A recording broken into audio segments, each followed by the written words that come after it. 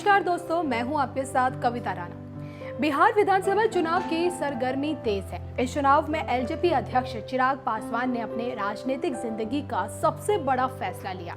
ये फैसला था विधानसभा चुनाव में अकेले उतरने का। चिराग को जिस वक्त अपने पिता की सबसे ज्यादा जरूरत थी, उसी वक्त उनके सिर से पिता का साया उठ गया। दिग्गज नेता और एलजेपी के संस्थापक रामविलास पासवान के निधन के बाद से राजनीतिक गलियारे में कई सवाल उठने लगे हैं। लेकिन सबसे बड़ा सवाल तो यह है कि क्या चिराग पासवान अपने पिता की विरासत संभाल पाएंगे।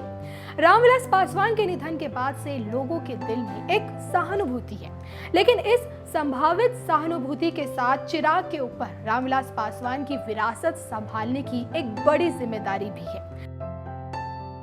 अब बिहार में रामविलास पासवान दलितों के सर्वमान्य और सबसे बड़े नेता रहे हैं।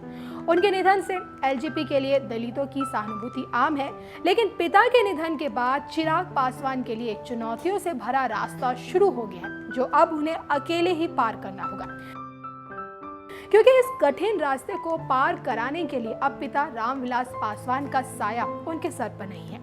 चिराग पासवान का राजनीतिक भविष्य क्या होगा, ये इस विधानसभा चुनाव के नतीजों से तो तय होगा ही, लेकिन चिराग ने इस चुनाव में बीजेपी और जेडीयू के गठबंधन से अलग हटकर अकेले चुनाव लड़ने का फैसला लिया है। अगर इस विधानसभा चुनाव में एलजेपी ज्यादा से ज्यादा सीट जीतती है, तो चिराग का राजनीतिक कद खुद बढ़ जाएगा और फिर लोग खुद इस बात को स्वीकार कर लेंगे कि चिराग ने पिता रामविलास पासवान की विरासत आखिरकार संभाल ली है। फिर लोग ये कहने में नहीं हिचकेंगे कि पिता की तरफ चिराग भी सियासी हवा भांपने में माहिर है।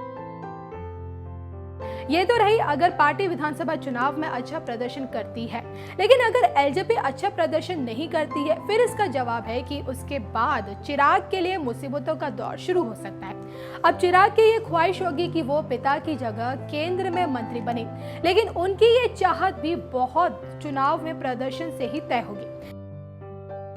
चिराग ने जैसे बीजेपी और जेडीयू से अलग बिहार विधानसभा चुनाव लड़ने का फैसला लिया है, ठीक उसी तरह साल 2014 के लोकसभा चुनाव से पहले चिराग की ही जिद पर पासवान ने यूपीए का साथ छोड़ एनडीए में शामिल हुए थे। पासवान उस वक्त पार्टी अध्यक्ष थे और किसी में ये हिम्मत नहीं थी कि उनकी विरासत पर सवाल उठाए, लेकिन उनके निधन के बाद हालात अब बदल गए हैं।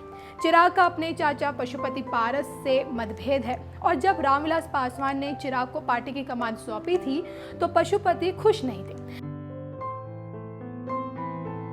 ऐसे में अगर इस चुनाव में एलजेपी का प्रदर्शन अच्छा नहीं रहा, तो पार्टी के अंदर बगावत जरूर शुरू हो सकती है। रामविलास पासवान के निधन से निश्चित ही एलजेपी और चिराग के लिए लोगों के दिल में सहानुभूति तो है, लेकिन इस सहानुभूति के साथ साथ उन पर पार्टी के परफॉर्मेंस की भी एक बड़ी जिम्मेदारी है और इस चुनौती से उन्हें अब खुद अकेले ही निकलना होगा।